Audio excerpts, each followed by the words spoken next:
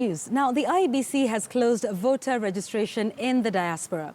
The election body now embarks on a process of refining their register, as Chris Thairu now reports. The Kenya's electoral body IEBC today officially closed the process of registering new voters, not only in the diaspora, but also at the IEBC offices at the constituency level. Registration of diaspora voters kicked off 2 weeks ago and covered only 5 African countries.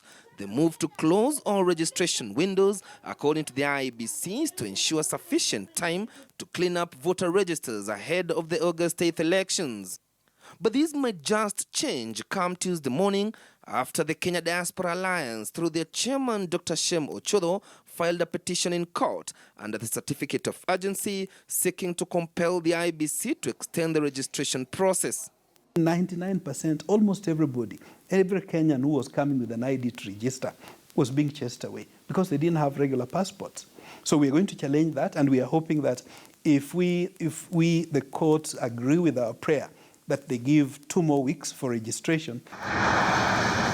According to the Diaspora Alliance, the electoral body has been reluctant in facilitating those living in the diaspora to register as voters to participate in the coming elections.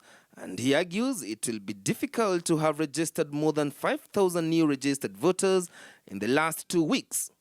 Diaspora are being discriminated. They're numerously being discriminated. IEBC has got Voter Education Week. It's done at home, but not in the diaspora. They've got continuous registration. It's done at home, not in the diaspora. This was the second mass voter registration.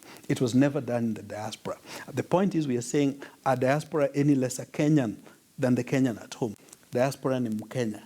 So, and this, if IEBC take that position, that diaspora are Kenyans like any other Kenyan, they'll treat us a bit differently.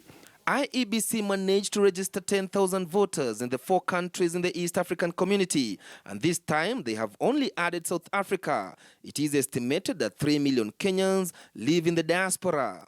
We are asking for more countries to be added: the United States, the UK, UAE, and maybe one Asian country where there are significant numbers, whether Australia or Japan or China, at least one of them. The High Court is on Tuesday morning expected to make a ruling on whether the registration process will be extended by 2 weeks. You know, in those countries where registration is ongoing, they're not aware that Kenyans are registering to vote. So it's even very difficult for companies to give their staff off to go and register. So we are not surprised that there are better turnout during weekends. IEBC managed to register 5.1 new voters after the first and second mass voter registration, making it a total of 19.5 million registered voters in the country. Chris Thairu, KTN News.